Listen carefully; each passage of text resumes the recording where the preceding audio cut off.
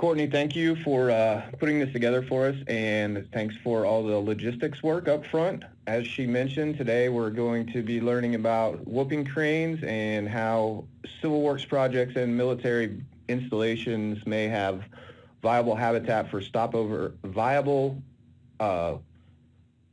habitat for whooping crane stopovers during their migration south. And we've been privileged to have Dr. Wade Harrell with U.S. Fish and Wildlife Service. He is the whooping crane recovery coordinator and co-leads the international recovery team for whooping cranes. And he works at Aransas National Wildlife Refuge. And then we have Dr. Aaron Pierce, who is on the other end of the flyway, still in the U.S., but he is at the Northern Prairie Wildlife Research Center working for USGS, and he is stationed in Jamestown, North Dakota. The Corps of Engineers is working on a MOU between the wild whoopers, the Friends of Wild Whoopers, and the Corps of Engineers to assess whooping crane habitat at some of our projects. We have approximately 130 projects in the Corps of Engineers that fall within or close to the flyway that the whoopers use on their way from Canada to the Gulf Coast. So we thought in the stewardship world that it would be a viable thing to take a look at across the entire flyway. And so with that, we do have Mr. Chester McConnell also on the phone, and after Wade and Aaron are done and we go through questions, he will give us a brief description of what the Friends of Wild Whoopers have been doing too. So if you want to stay on for that, you're welcome. And with nothing else, I will turn it over to Dr. Harrell to get started. All right. Well, thank you for that introduction, and I just want to thank the Army Corps of Engineers for giving Aaron and I the opportunity to do this presentation. I will say that the Corps has been really a long-time partner of the Fish and Wildlife Service and all our other federal partners, but also state and NGO partners in the conservation of this species for many, many years. I think historically we've probably worked more with the Army Corps of Engineers in the wintering grounds along the coastal areas of Texas on coastal projects, but as you heard in the introduction, more recently it's kind of dawned on us that the Army Corps of Engineers owns and manages quite a bit of potential and currently used stopover habitat in the migration corridor. And so we'll be talking, Aaron will be talking more about some of our research around the stopover habitat in the migration corridor, but to get us started, I'm going to give kind of a broad overview of whooping crane conservation, this endangered species, and where we stand right now, and some of our work and what we're seeing in terms of changes in the species more recently. Courtney, do I have control of the presentation where I can click forward now? Oh, there it is. Yes, sir, you can. Looks like I've got that now. So I like to start presentations with the most frequently asked question I think I get from not only our partners in federal agencies but members of the public, which is how many whooping cranes are there in the wild and in other places. So we'll start here and talk a little bit about the different populations of whooping cranes. The population that we're going to spend most of our time talking about in this presentation is the wild, what we call the wood buffalo, breeding in Wood Buffalo National Park in Canada, and Aransas, and migrating down and staying in the winter at Aransas National Wildlife Refuge in Texas, that wild migratory flock. This is the population that got down to less than 20 birds in the early 1940s, and basically the population that has built back the rest of the species and the genetic material for other reintroduction projects that we've done since then. And so we had a record survey estimate from last winter of a little over 431 birds. You see that there, and the population continues to grow. We hit 300, I believe, about 3 years ago, and so we're increasing at a pretty rapid clip compared to the early days of the conservation of the species back in the 40s and 50s. One of the things that we've done in the conservation of the species over the years is breed whooping cranes in captivity, basically from eggs collected from that wild flock, and then reintroduce chicks into the wild in different places in the U.S.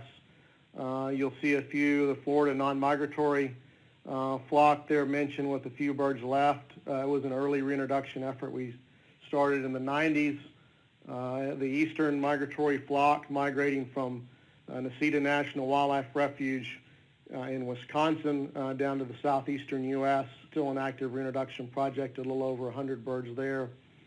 And then the Louisiana migratory flock, our newest reintroduction effort, and it's a non-migratory population, resident population in southwest Louisiana, where we have Louisiana Department of Wildlife and Fisheries, our primary partner there, about 60 birds. And then basically our breeding stock, if you will, in captive facilities, both in the U.S. and in Canada, numbers about 200 birds. So if you sum all those numbers up, you get a total of about 800 whooping cranes in the wild, which is, in the wild and captivity, I should say, which is quite amazing in that when you think about it, that's probably have more whooping cranes now than we had 150 years ago.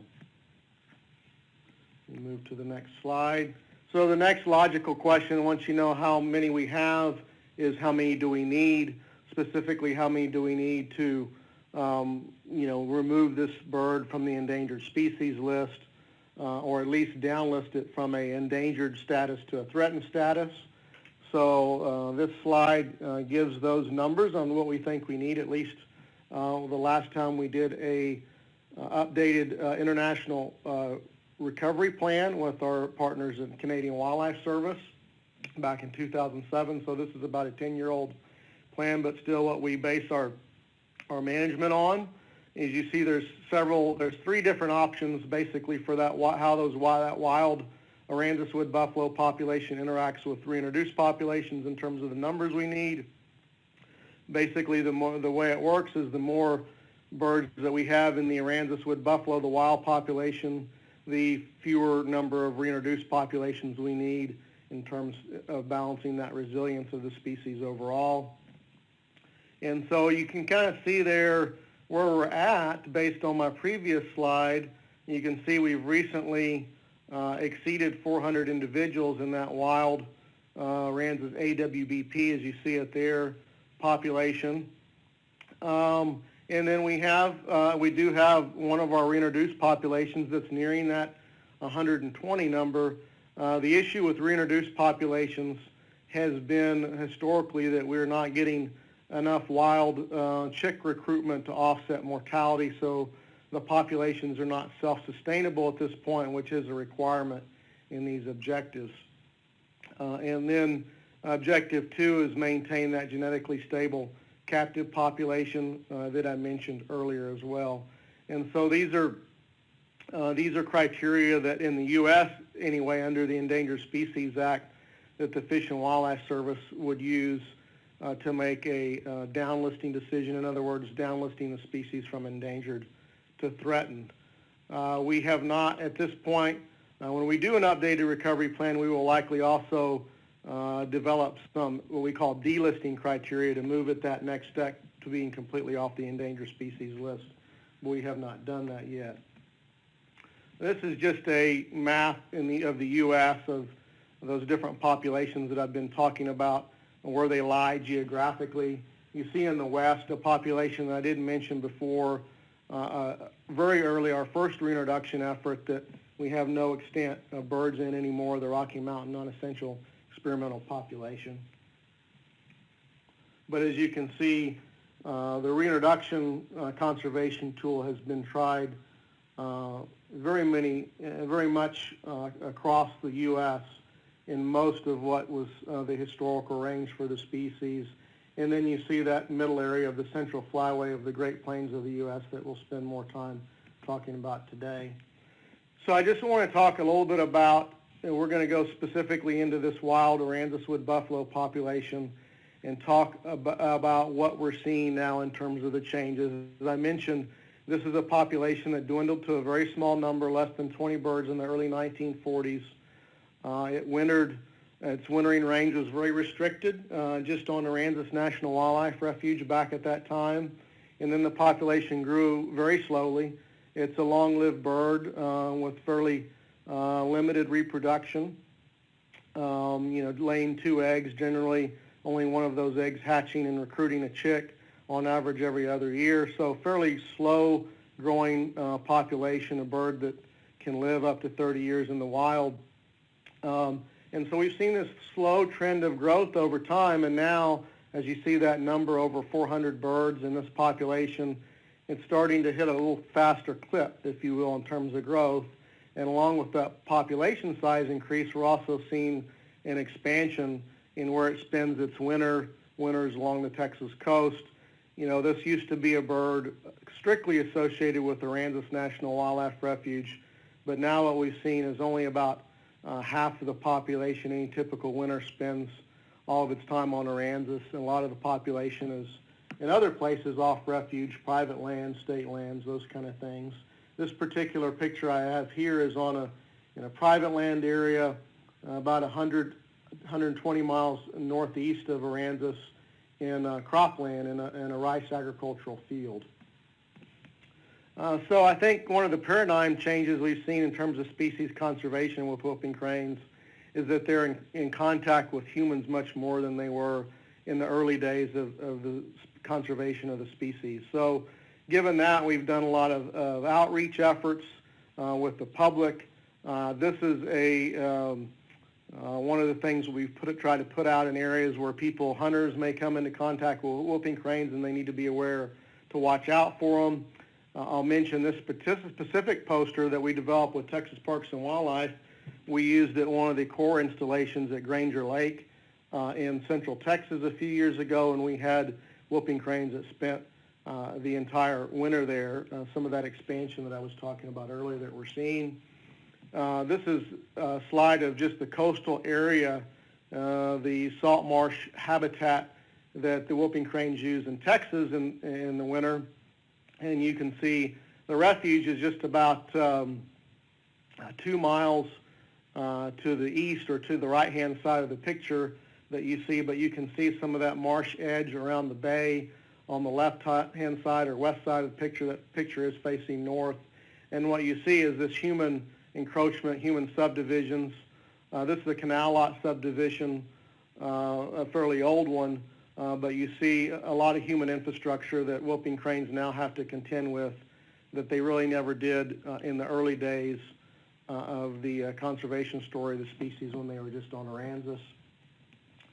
This is a photo of the land that you see is Aransas National Wildlife Refuge, and really the heart of where whooping cranes have wintered for a long, long time and where they made their winter comeback from.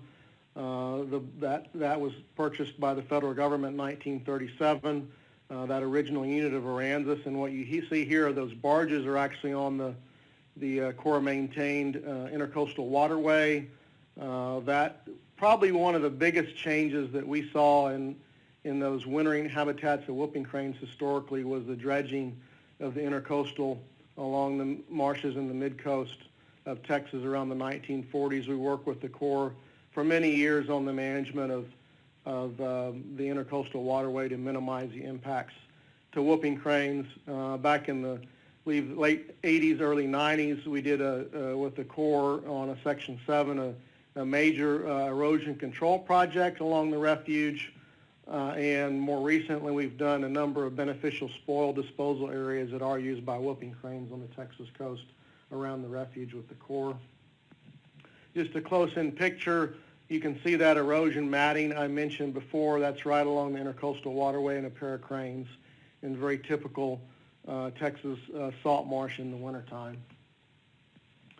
And I think that's all I've got, and I'm going to pass it off to Aaron, and I'll let him talk more about some of our research efforts with telemetry.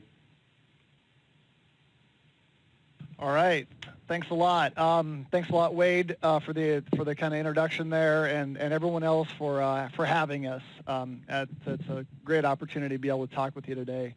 So again, my name is Aaron Pierce. I'm with USGS, and I'm going to take us through kind of the end of the presentation here. And so, as Wade kind of mentioned before, this is about a more specific research effort that occurred on whooping cranes over the past number of years. And so I always want to kind of start with the organizations and the people, more importantly, or as importantly as the organizations that were involved. You're going to hear Wade and myself talk, but really it took a lot of people to make a lot of this happen. And so I kind of wanted to make sure that we kind of at least start off kind of with that.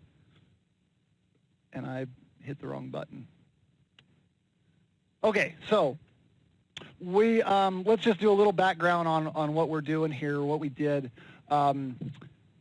This is essentially a kind of capturing and marking of the individuals with transmitters. That's kind of the core of what the project is. And so we caught birds on the left-hand picture at Wood Buffalo National Park. That's up in the boreal forest. It's pretty much vast wilderness.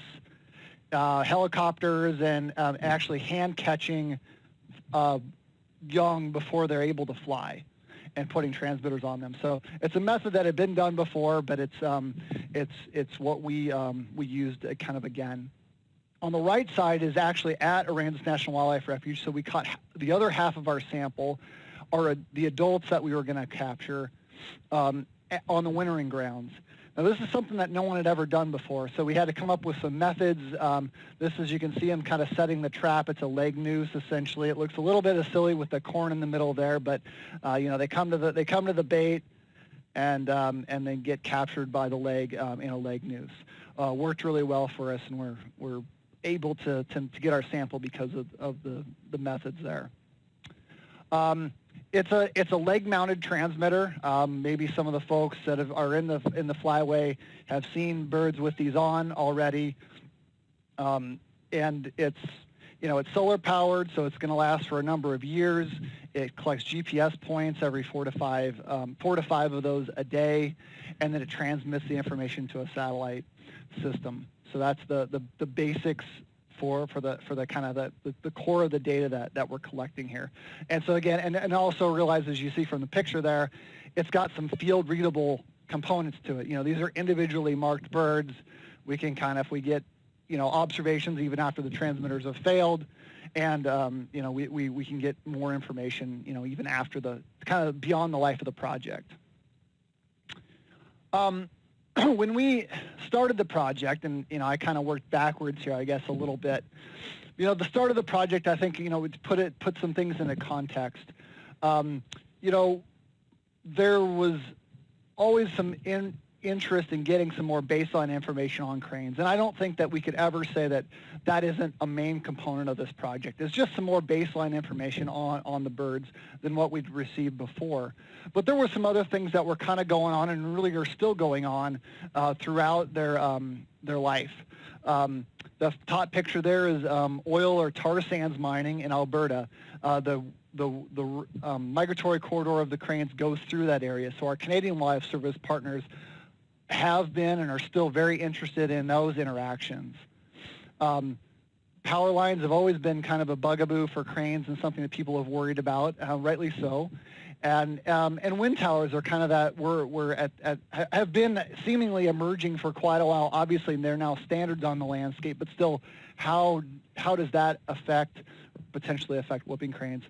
And at the time, there was actually some problems or some issues going on the wintering grounds with freshwater inflows into the bay that kind of feeds that ecosystem that the cranes use. And so that was another kind of an underpinning. So really, the whole idea was to get some of the sense for what was going on year-round for the cranes, and that's why we kind of went with these kind of methods and this technology.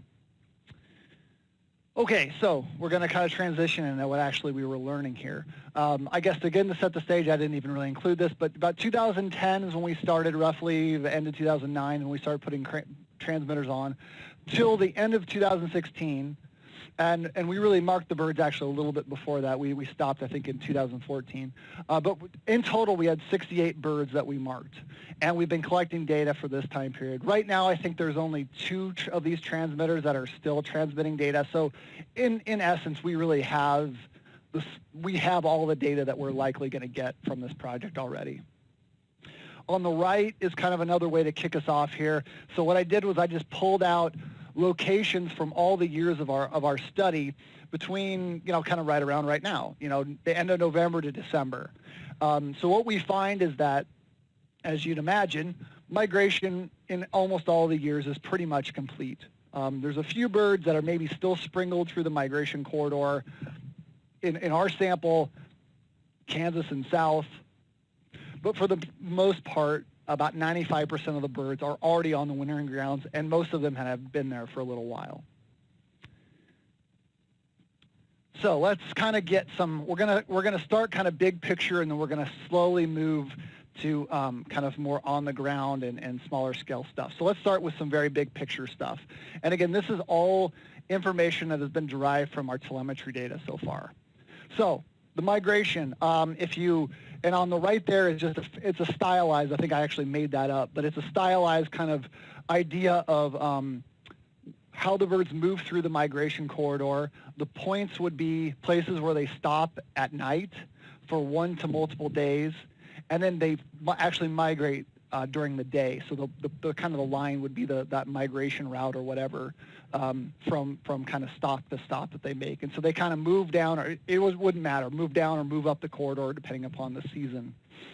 In total, it's about a 2,400-mile journey.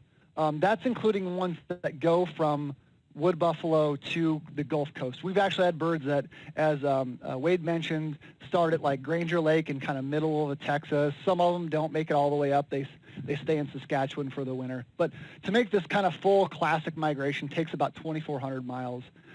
And they've completed in anywhere from 14 to 86 days. At least that's again from our telemetred birds. So they can cook down this pretty fast if they want to. And of course, some of them are kind of slow pokes. In the fall, it takes a little bit longer than the spring. So about 7 weeks in the fall and 4 weeks in the spring. And a lot of that extra time they spend in the fall, and a lot of folks probably are aware of this, is spent in Saskatchewan, kind of that southern tier of Saskatchewan, kind of, if you know your geography, Saskatoon area and a little bit south. They can hang up there for a couple weeks, and usually they'll have their chicks with them at that time. They're kind of new flyers, and so they spend some time probably gaining some energy before making the final migration.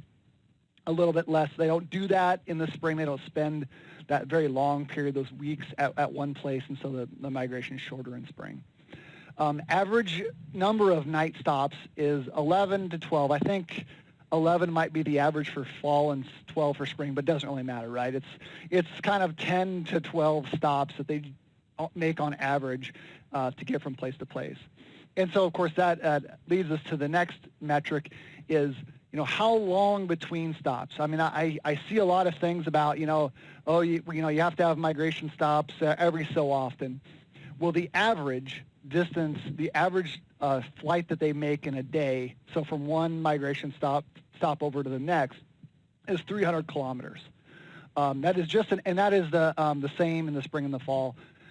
We've seen anything up to, I think, maybe over 1,000 kilometers in a day. That's an extreme. And then we see things like, sometimes 20, 30 kilometers. They'll just go a little distance to another spot, stop. Not knowing, we don't exactly know the reason why they would do that, but they're not that serious about migration that day, I guess. Maybe the conditions aren't that conducive to it or whatever. But that 300 is at least an average. Finally, on this slide, this is something we cooked up a couple of years ago. I haven't updated it, but I think it's probably going to still hold. About 15% of the stops, this would be in the U.S. only, are on public lands. If anyone, I'm sure a lot of you folks are probably aware of the percentage of lands in the central Great Plains states that are in public lands, and it is much less than this. So, I would say it depends on the state, but about 5 to maybe 15%. So they use public lands probably more than it's available to them. But as I usually like to say when I'm kind of giving to a broader audience, that still leaves 85% that's on private lands. And so private lands are definitely still a very huge component to whooping cranes and really key to the whooping cranes in their migratory corridor. And then conversely, what I would say to this audience is that public lands are still, kind of a big deal as well. Okay, So let's do a little bit of timing. So what I've got there is I've got on the left is fall, on the right is spring. We see I've just got some average departure and arrival dates. So this would be the full migration. So thinking about when they're actually leaving their wintering grounds or leaving their summering grounds to their place. And you can see the graphics here. It gives you an idea of when fall migration occurs, when its peak is, and then on the right when spring migration occurs and when its peak is. The things that I would note here is that if you look at kind of how wide those two distributions are, it's about a 3-month time period that you have any birds in migration. So fall, you got a kind of roughly September, October, November. In spring, roughly March, April, May.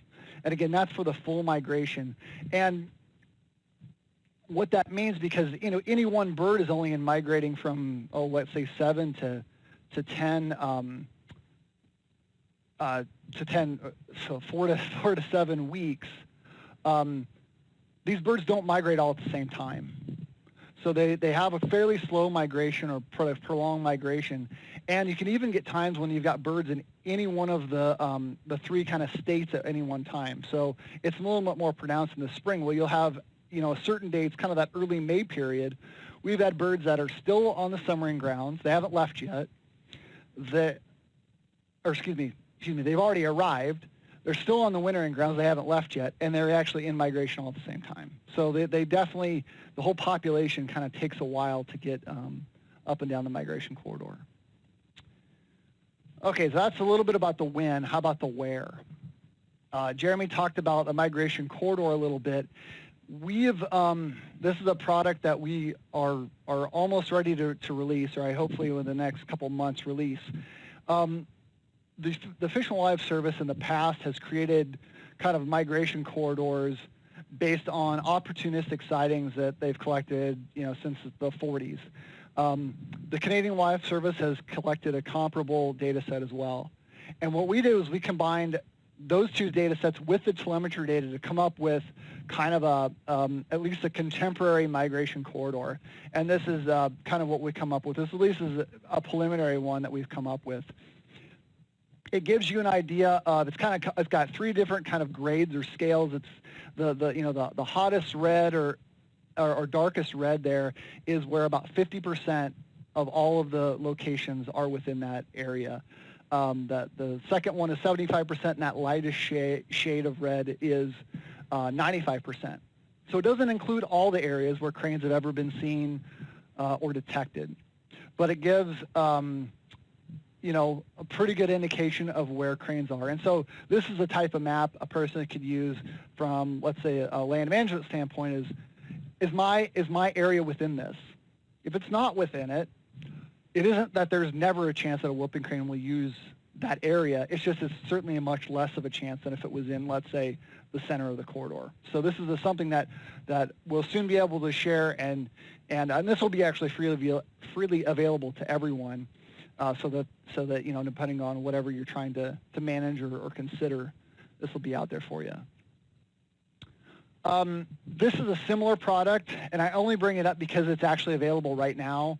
This is something we did a couple of years ago just using the telemetry data. It's a slightly different approach where we basically we binned the area into a square grid, kind of gridded it out, and then looked for how many stopover points, how many times when the birds were actually on the ground, how often did that happen. And so you kind of can come up with areas that are of higher intensity use, the red areas, ones that are of a little bit, used lesser, smaller amounts of time and as often, that's the gray, and then of course places where we didn't see cranes at all.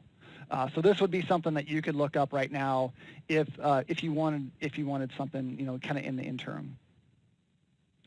Okay, now let's combine space and time for a minute, because it's one thing to talk about the total migration, but really I think what people are probably interested in, especially again as a land manager in one specific place, is when are the cranes coming through my area? And this is one way to express that, or that I've expressed it. So you see kind of on the left there, you've got the timing, and on the right you've got a map. So I just basically sliced up the corridor into 6 different slices, and so those are kind of spatial windows that we can look at. So you'll see things like in the fall, in those windows kind of 6 and 5, there's a long time period in which cranes are within that window, or are within that area. Of course, this has to do with them being there for a long period of time as well. And then as you move down the corridor, the windows get kind of progressively shorter. The time windows get shorter. In the spring, the windows are about the same size. You know, they're kind of in these different, they're progressing up the corridor in a fairly logical manner. So let's say, for instance, window 3, which is kind of the southern, Nebraska, and it includes a little bit of South Dakota and Kansas. You might say, oh, well, looks like about April. Obviously give or take a little bit, but April is kind of the prime month for when we would expect cranes to be in our area. We can slice these into smaller slices if one wants.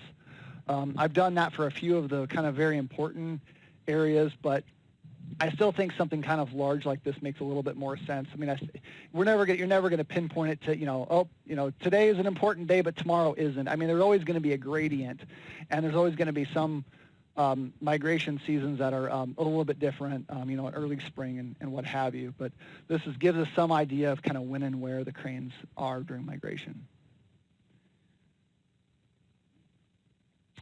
Okay, so let's start drilling down a little bit more into kind of on the ground. I talked about stopover sites for a moment, and this is a map of where we've seen places where cranes have actually spent the night, 1 to multiple nights.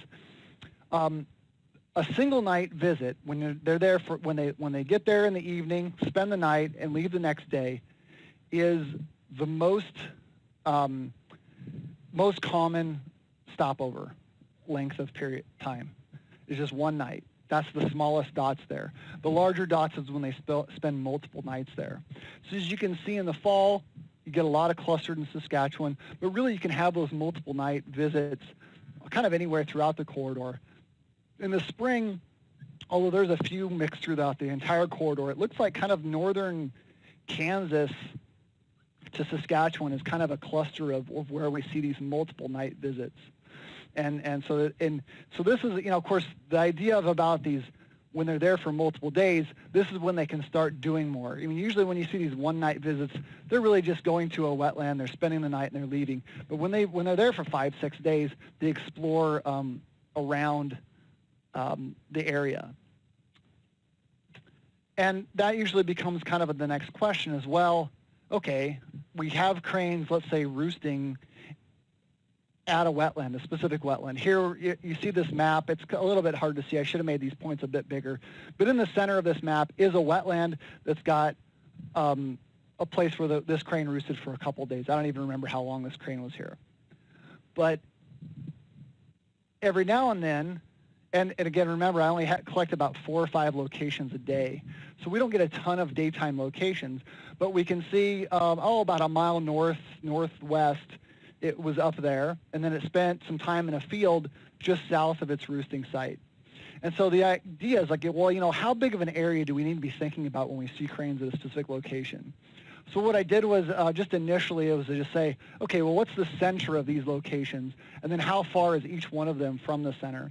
And what we find is about a half mile is about where the median is. So half the time, they're less than a half mile from kind of the central area where they spend their time. And then the other half the time, they're greater than a half mile. And then if you think about this kind of out to, I did a 95th percentile, so just trying to incorporate most of the data, we get to about 3.5 miles. I think the upshot here is that if you see cranes in your area, at your place, wherever, they're spending, if they're spending a fair bit of time there, they're not going terribly far from you. I mean, I guess I don't think 3.5 miles as far as a 2,400 mile migration corridor is very far. They're home bodies when they find an area to spend for a couple of days. Okay, now we're going to go to some pictures here. And so let's just get a kind of a feel for where the places that cranes like. This is a wetland in South Dakota taken by kind of a local photographer there. He let me use a few of his pictures.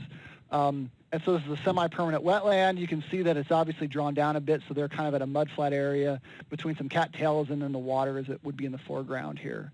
Wetlands by far and away are the most common places where cranes would spend the night. But they also spend time in the uplands too. These birds it will be in crop fields, in pastures. They definitely are a bird probably of kind of shorter vegetation. You got to think maybe more historically about these birds migrated through the Great Plains when the bison roamed the area. You know, this wasn't just, you know, grass that wasn't grazed to some extent. So I mean, they're birds of probably short to mid grass, I think. Ephemeral wetlands. So the reason why there's people in some of these pictures, we did send technicians out to specific sites to collect data.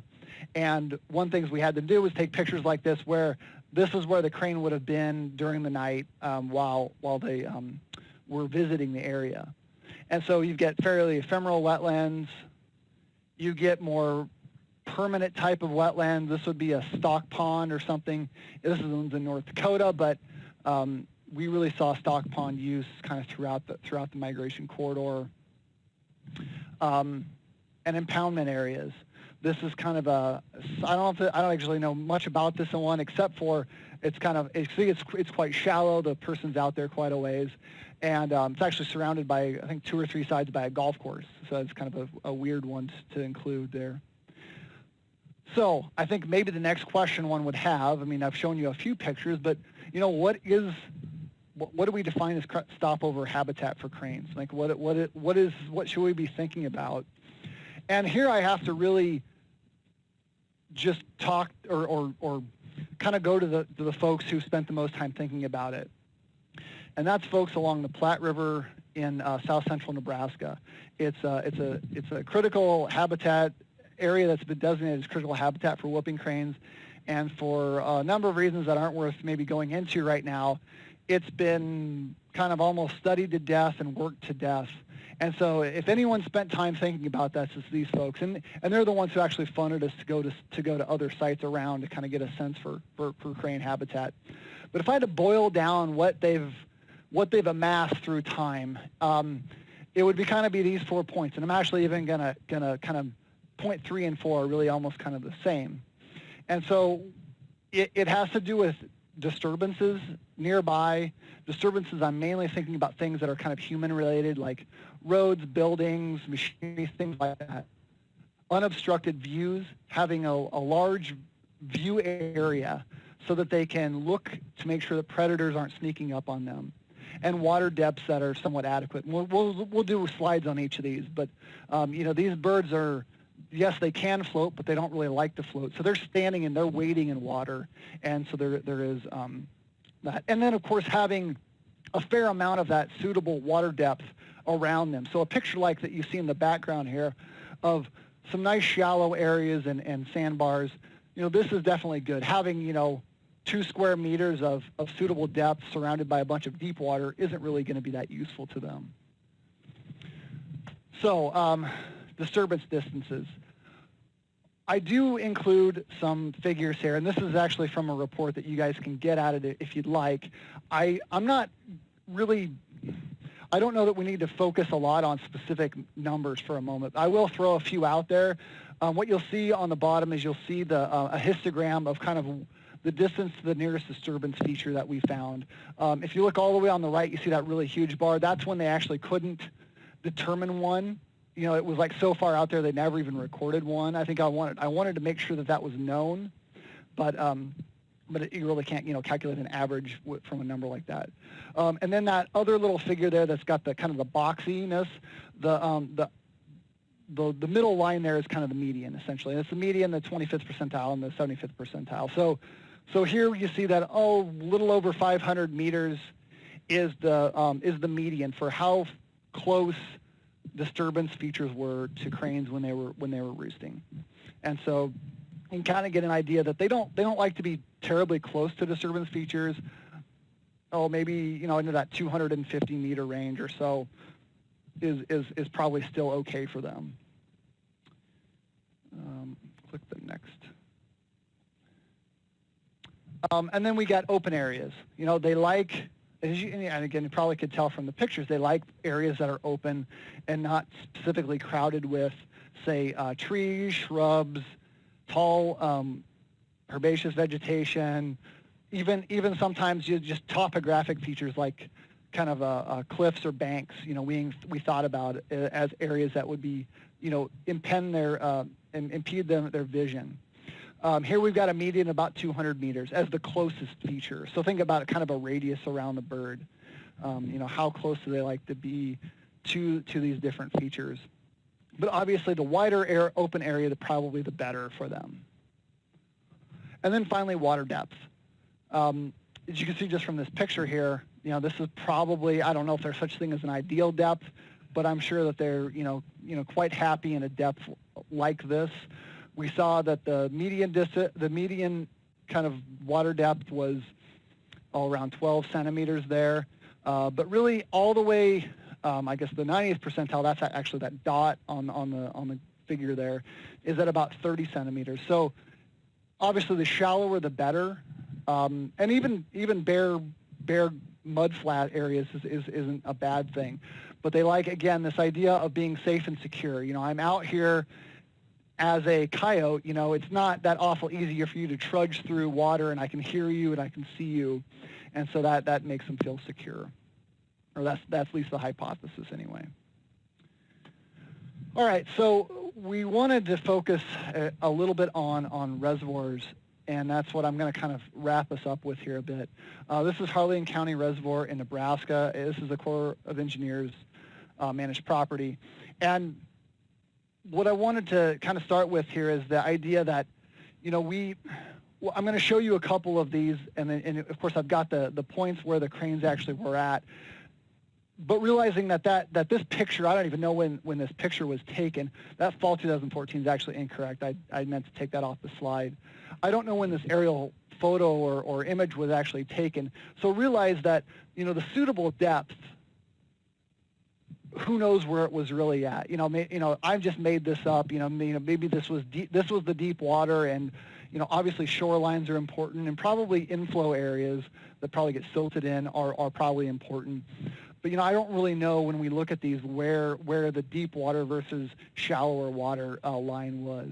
And so that's important to kind of consider is, you know, how much available habitat there is in, especially these reservoir situations. This is totally dependent upon water levels. So here's one in Kerwin. This, I believe, is a Bureau of Rec property. It's actually also got a wildlife refuge associated with it, although I don't know exactly the boundaries. But again, you can see shorelines, inflow areas, and maybe an island there, kind of in that south part. And now it's some actual pictures. So again, this is where we actually went out and collected some measurements. You can see, you know, quite a bit of a mud flat area and a shallow area. Here it looks like the shallow extends quite out a ways, and the person's out there a fair distance from shore. Another one very similar to that. As well. And then here's some actual birds from fall of 2013, probably kind of in that inflow area. And again, you can see that probably a few of them, their heads are down. I think they're actually foraging out there. So, you know, this is definitely not bad crane habitat, at least as far as a lot of the criteria that we already talked about. We'll do one more. This is Wilson Lake in Kansas. This is an Army Corps property. Again, you can see shorelines. You can see kind of the upper reaches of the reservoir. I included a few of the upland sites as well. So they definitely use the area around there, but definitely use the lake itself. So some shoreline areas. You can see, obviously, the water is receded a ways from that vegetation. Mud flats. I don't even know if they made it out all that far. Looks like they probably hate me for making them trudge out through mud and muck. And then finally, another shoreline. The notes on this data card actually suggest that they talked to a private landowner. They must have accessed, you know, went through private land to get to this site. And the landowner specifically said that this is the lowest that they'd seen the lake in, you know, I don't know, decades or whatever, however long that they'd been owning the land and kind of watching the reservoir and probably using it. And I guess that kind of gets to my final point about this. I didn't say this before, but we've not really done any formal analysis on reservoir use per se at this point. It's not that it hasn't been important or couldn't be important to us, but we've had a lot of other things that we've wanted to get done in time. So what I've kind of presented to you is just some very general statements about reservoir use, and nothing that's really been formally done yet. And so I guess what I'd wrap up with is my hypothesis about reservoir use, kind of what I think I'm seeing, without any really data behind it yet. And that is that if you think about these reservoirs when they're drawn down, it's usually, we had some pretty droughty periods during the study, and that's likely when we saw most of our reservoir use. And as you can see from the pictures, it probably was pretty good stuff for them, right? There was a lot of shallow areas, a lot of mud flats, that kind of stuff. You think about the flip side of that, a time when we've got a lot of water on the landscape, at least regionally. So this is the time when the reservoirs are probably full, conservation pool or above, because you're retaining water for flood purposes, especially in the spring. But that's probably the exact time when the rest of the landscape is probably pretty good for cranes. The wetlands or playa lakes, wherever, depending on where you're at, the rivers are probably flowing pretty good. Stock ponds are probably full. Those are probably times when the reservoirs maybe aren't really as necessary. And so I think there might be, and we could probably look at this, but there's probably this kind of compensation or whatever you want to call it that's going on, is that when the rest of the landscape isn't that great for cranes, they've got this refugia on these reservoirs and other areas like that, and then at other times it maybe is less important. Now again, don't quote me on that. It's just kind of a hypothesis from what I've been seeing, but I think it would likely bear out if we kind of put pen to paper and looked at the data. So I want to wrap up with 4 key points, kind of like this is the old if you didn't get anything else, maybe take this home. From Wade's talk, I would say cranes are recovering, and I think he made the point, the Aransas wood buffalo population is the key. The recovery efforts the reintroduction efforts haven't been completely successful yet. So this population is the key to the recovery at this point. Cranes need places to stop during migration. I guess that's not an amazing statement to make, but it's important. And I think there's a wide range of places that likely suffice for this, whether it be wetlands, rivers, reservoirs, and even within you get any one of those categories, I think there's a lot of different places that meet their needs. But if we had to define it, we would say open areas with few disturbances and shallow water is what probably defines, in shorthand, defines potential crane habitat. And then finally, just to kind of make that last point again that I was just making before, that large bodies of water are used by cranes. We've documented that. And it's probably more important in dry years. Okay, so this is where I end. I do thank you very much for your attention. Again, I want to make sure to highlight our partners. It isn't just Wade and myself. And I'll also mention that we've got our email addresses down below there. If you think of a question later on or whatever, I never think of them until the next day, to be honest with you. Please jot down our information. Send us an email if you got an idea about this or that. We're happy to take those. It helps us out. And, as Wade said in the beginning about the Fish and Wildlife Service working closely with the Corps, at USGS, we also work closely with the Corps, or we have at certain projects. I mean, we're an agency that works in our department as a research agency, but we also work with other federal agencies. We work with the Corps a lot on Missouri River projects here and piping plovers. We worked with as kind of a main, a key one that I'm aware of, but I'm sure we've done other things. We do other things as well. We work with state organizations, or state agencies and organizations as well. So we do a lot of things, and so if you've got ideas about the data that we've got, or even about some other potential data collections, I'd certainly love to hear about it. We'll do our best to come up with some project ideas. So I think that I'm going to stop there. Courtney, if you want to kind of get things going, or whatever we're doing next. Okay. No, that's great. Yeah, Hey, thank Courtney. you very much, Wade. Yes. Oh, no, go ahead and say thanks, and then I'll interrupt you. Oh. Sorry. Well, that was all. Thank Okay. you, Wade and Aaron. Go ahead, Jeremy. So, hey, everybody, this is Jeremy Crossman again, and I would like to also say thank you very much, guys, for providing this to us. And then two other things. Aaron, your point, cranes need places to stop during migration. I think that's the only reason all of us are on the phone today, so you made it sound like it wasn't really ingenious, but it got all of us together to talk about whooping cranes. And then I would also like to acknowledge Rich Fisher, because we were trying to work on this as only a Civil Works thing, and he had the idea to put the military folks and the Civil Works folks on the same phone line to do this. And so far it seems to be a success, so it may not be the last time you see us do a joint presentation on some sort of migration or wildlife habitat type of subject. And with that, Courtney, I would say if you want to open it up to everyone for questions, that's all I've got. I will. And one quick note, I want to ask you one more time to make sure your phone line is muted before we return to interactive mode. And you are free to ask your question over the phone line, or you can continue to utilize the chat feature. And I've had a few come through there. So here we go. Open it up. To place, all participants are now in interactive talk mode. Okay, so at this time, feel free to ask away. I might kick us off with one that I received as a private message. I just reposted it in the chat box. But what is the anticipated impact of USGS on raising whoopers at the Patuxent, I guess, reservoir, and what impact has that had on the recovery of the crane? That would be not raising them. Oh, sorry, Lou, thanks. Yeah, I forgot the T. Sure. This is Wade. Can everyone hear me? Yes. We do. Okay, I'll tackle that question.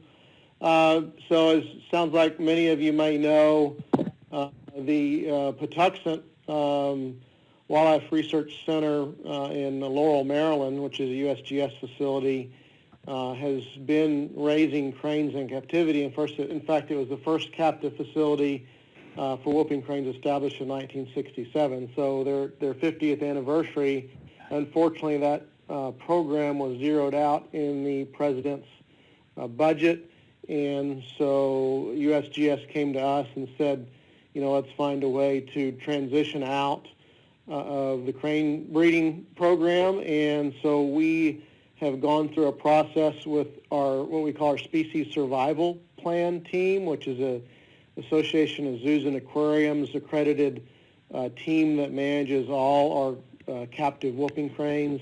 And we put out a request for proposals and searched out private facilities that were willing to take on the captive breeding program issues that Patuxent, the birds themselves, and also the breeding activity from Patuxent. And so we're in the process of transitioning those birds from Patuxent to other private facilities. So probably a little bit of an answer in terms of recovery, probably a short-term impact in terms of breeding production from the captive facilities as we transfer those birds out. But long-term, we don't expect any negative impacts to the captive side of things. Do y'all ever... Go ahead. Just Lou, with a follow-up. Do you expect that that the zoos will be able to gear up quick enough to take the birds before the funding ends at Patuxent? Yes, we're working on that, and my understanding is that USGS is being able to provide some interim funding to allow that transition to happen. That time transition. Very good. Do they reintroduce the birds ever to the wild population? To the Aransas wood buffalo population, no, we haven't done any reintroductions of captive reared birds into Aransas wood buffalo. All right, I received another one from the chat that I'm reposting again from Lou, but how would these lessons learned apply to the eastern migratory population of whooping crane? Aaron, you want to tackle that one? I assume it's related to migration habitat. Yeah, no, sure. No, I was just about to jump in. I think that they could be directly related. they're reintroduced birds, but beyond that, well, there's maybe a few other things that are different, but let's say, just talking broadly, they still need the same things, right? They need safe places to stop at night. They need, food and shelter and all that good stuff. So I would say the lessons are almost, pretty much completely applicable to as far as kind of the broad presentation of needing places to stop and the kind of the general characteristics of those places. Where they're at, of course, I think probably the person was aware, we're talking about, the eastern part of the United States and certain places like that. But other than that, it's the same. All right, thank you. Anyone else have a question? Feel free to speak up. Courtney, it looks like I see another one here about, are there DoD installations that either create serious issues for whoopers or that provide key stopover locations? I guess I can start on that one. I would say that if you kind of look back at that migration corridor that we've created, and I know that's maybe hard to see at this exact moment, and we'll provide an actual shape file in a couple months. But honestly, if you're in the roughly the center part of any of the Great Plains states in your installation, then yes. Well, I'll say that if you're there and you have any kind of a water body at all, then I would say that it's likely that there could be a place for whooping cranes to be. That's a pretty simple way to put it, but I think that's pretty true.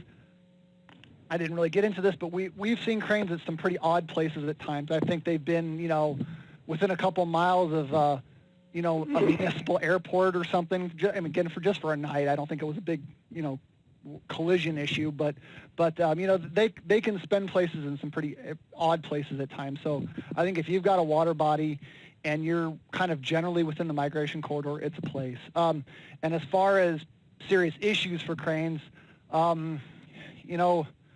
we're actually, finding that kind of other than predation.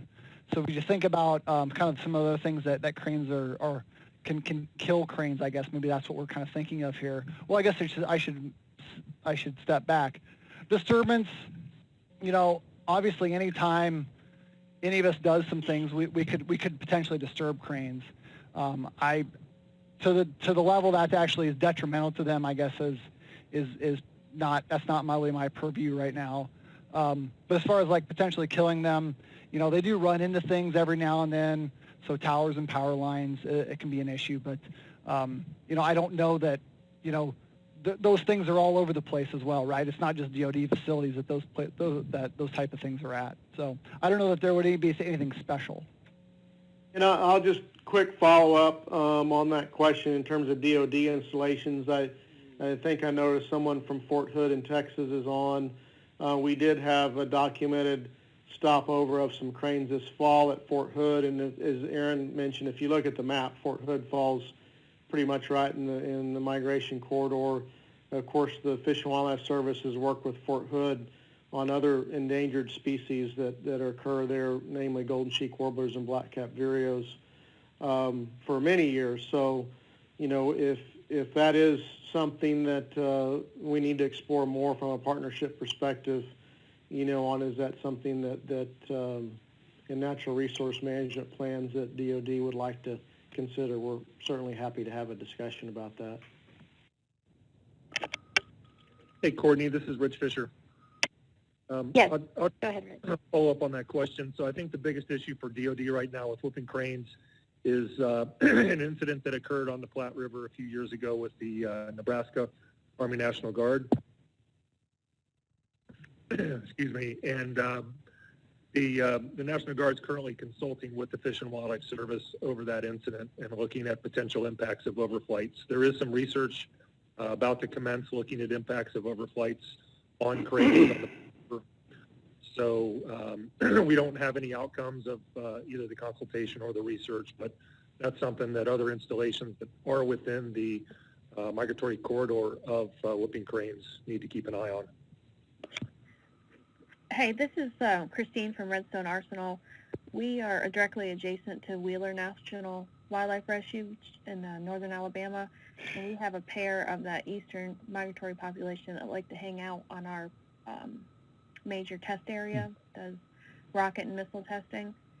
And we've had some consultation with Fish and Wildlife, on a non-protected status, but we have a protocol in place that the test area will recognize their presence and take measures to either avoid testing or to persuade them to leave. Yeah, I wasn't aware of that, so thanks for letting me know. Who's that, Rich? Okay. Was that Rich? Or I'm sorry, who said they weren't aware? That was Wade. Oh, okay. Well, I'm willing to talk with you all if you want to. Okay, yeah, I'm curious, and are you working with the Alabama field office, I guess, on that? Yep. Fish and Wildlife office? Yep. Yeah, this is Lou with a question. I guess one of the earlier slides talked about the criteria for delisting. And since some of the reintroductions haven't worked, and I think that was one of the criteria you had there, I'm trying to remember them, but I don't. Do you see a change to the delisting criteria based on that? Yeah, so one clarification. So what I shown was downlisting criteria rather than delisting. Oh, okay. It is a question we have. I mean, if we can't get a reintroduction project to be self-sustainable, i.e., there's more basically bursts in recruiting of young birds into the population than deaths, then we know we have to go back to the drawing board from a recovery perspective and say, okay, how large of a wild Aransas wood buffalo population do we really need so the species is resilient enough and it doesn't face extinction risk? Right. You saw one downlisting criteria related to that of if you just had the Aransas wood buffalo population of needing 1,000 birds in that population, and we have done some habitat planning around that number, particularly in regards to wintering habitat, about how much coastal marsh in Texas would it take to support that number of birds, and what are the impacts of things like sea level rise in human Right. development impacts of that habitat. So it is certainly we're thinking about from a recovery perspective. Yeah, thanks. Hey, this is Rich Okay, Fisher again. Go ahead, Rich. Yeah.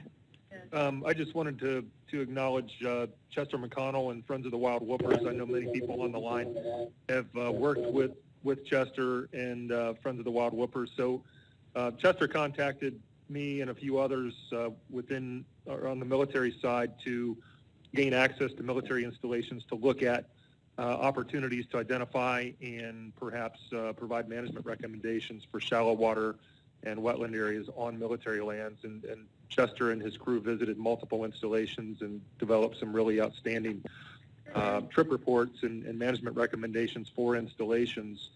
And I thought it would be a great idea to do the same thing on Corps of Engineers land. So I asked Jeremy Crossland in headquarters if he would assist with that. And Jeremy and some others in the Corps took that on and have done a really outstanding job of getting Chester in touch with our field folks and allowing Chester to get out to Corps projects. And Chester's in the process right now of developing travel and trips out to Corps projects and then also reports for those visits to our project sites. So Chester, I don't know if you're on the line and want to say anything, but we do appreciate all your efforts in working with us to get that done. Yes, I am on the line. It's always hard to follow Aaron. He tells you everything. That's a compliment, by the way. No, we've completed our assessment of military bases a couple of years ago and found that they had lots of good habitat, and actually they have hooping cranes that use the areas, but most of the time personnel who work on the lakes and the military bases, they arrive at work about right after the hooping cranes have normally left in the morning to migrate, and the same thing is in the afternoon. So the personnel who are managing the facilities just aren't there, and they have a lot of office duties. So there's a lot more happening on military bases, and core lands than we just normally thought. And we also did the Indian reservations. We visited 8 Indian reservations with several million acres of land and found out they just had a tremendous amount of good stopover habitat. And now, as Rich just said, we're very proud to be working with the Corps of Engineers and looking at some of their lakes. And what we do, we're not in the research business like Aaron and the Fish and Wildlife Service. We're on the management side. And what we do is use all of the good research data that has been collected over the years about what features that whooping cranes like and where they're going to stop over.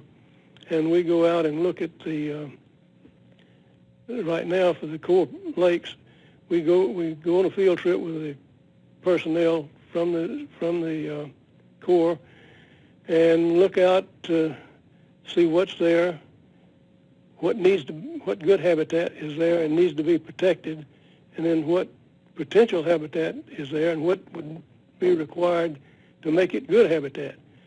And so we have a good open discussion in the field that gets the personnel that are there now to really understand what they need to do to increase the use of their lands for whooping cranes. So we're early in the study evaluation process now of the Corps. We've done 8 core lakes so far, and I tell you, I have been amazed at the high quality of habitat that they have, and some of the things that are helping the whooping cranes to use the area are just things that they're doing for normal practices in agriculture, that they lease their lands and got an abundance of food. It's close by, so if the whooping cranes need to forage and get a little food, they can go to thousands of acres of grain crops that are usually right near the lakes. And so there's just a lot of things that are going on that can really help whooping cranes out. And some are going on and we don't even recognize that they are, like my amazement at what's going on the core lakes that is just not recognized because nobody's taken the time to write it up or anything else. I saw one nice picture that was taken on, I believe it was Wilson Lake, of whooping cranes, and there's a number of lakes that are like that have Harrison Lake is another good one. But anyway, they're all good. And here's my thinking on that. We don't have, Friends of the Wild Hoopers doesn't have a square foot of land. So we had to come up with something that we could do that would be productive for whooping cranes. And we thought, well, there's military lands, there's Indian reservations, there's Corps of Engineer lands, and that's a lot of land when you collectively put it together, and it's scattered from one end of the, from North Dakota to Texas. And the large bodies of water are going to become, in our opinion, much more valuable to whooping crane stopover areas if global warming is a fact.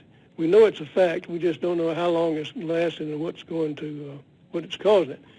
But the large bodies of water don't dry up. We flew over some lands in Oklahoma and Kansas about a year ago in a small plane with a person who'd been managing, looking at those lands for 25 years.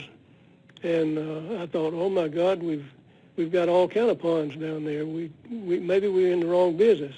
And he said, no. He knew what we were doing. He says, 90% of those ponds will be dry by the 1st of October. First of all, the soil is porous and doesn't hold water. And 2, with the hot periods that we're having now, the ponds dry up.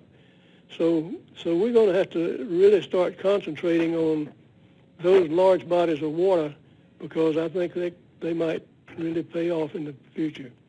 So that's my 2 cents worth. And we appreciate the Corps. Thank you, Chester.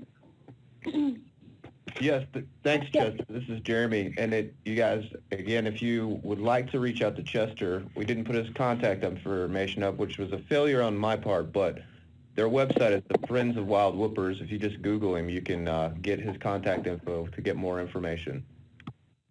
Thank you. Very good. Okay, well, without keeping us too much longer, I did want to quick try to get answers to two more questions in the chat features. We had one inquiring about the status of the translocation of the wild-reared whooping cranes from what's left of the Florida non-migratory population to Louisiana. Do either of you know about that? Sure, this is Wade. I can speak to that. As I mentioned from a previous reintroduction project back in the 90s and early 2000s, we have about 14 remaining whooping cranes in Central Florida, and we haven't reintroduced birds there in a number of years. But our plans are to translocate those birds to the Louisiana non-migratory reintroduction project. We're currently working on modifying our federal rule for those non-essential populations to be able to do that. So that is the plan, and we have partners. The state of Florida is on board with that, and we're just working through the process at this point to get that done. Hopefully over within the next year or so. Thank you, Wade. Okay, and then one other question. Are there plans to do additional telemetry work with the Aransas wood buffalo population? You want to take that one, Aaron? Yeah, although you're part of it too. Yes, there are, actually we did some markings this summer, so kind of a second phase of the project. That's going to be a little bit more related, dialed into a few of specific issues, the oil sands mining specifically, and then some oil and gas exploration that's going on at Aransas National Wildlife Refuge. And I think we're going to do another kind of a spin on the wind energy aspect of things. So there will be some more data coming in over the next, I don't know, 3-4 years. Good, thank you. Another question. How many colts were banded at WBNP? I'm not sure of the acronym. I actually don't have that right off the top of my head. 30-some, 32 maybe. Now that something like that, I think is what we banded over those years of the study. Very good, thank you. You bet. Okay, well with that, go ahead. Is there somebody else? Okay, with that, Chester and Wade and Aaron, thank you all very, very much for sharing with us and for your work to help us accommodate the whooping cranes on our property. Jeremy or Rich, do y'all have any final thoughts? Hey, Courtney, this is Jeremy. I don't have any additional thoughts other than thank you again, guys, Aaron and Wade, for doing this for us. And Courtney, thank you so much for all the logistics work and keeping us in check. Yep, same here, Courtney. Thanks for, that was an excellent presentation. Appreciate everybody's involvement. Yeah, thanks for giving us the opportunity to visit with you. And can't speak for Aaron, but I'm happy to engage in a webinar or a discussion with the Corps and DOD at any time. So great opportunity. Thank you. Yep, this is Aaron. I agree. Yep, let us know if you have anything else. All right. Thank you guys very much for a great presentation today and for sharing your expertise with us. Audience, thank you all for tuning in. I hope you all have a great afternoon, and that'll conclude our meeting.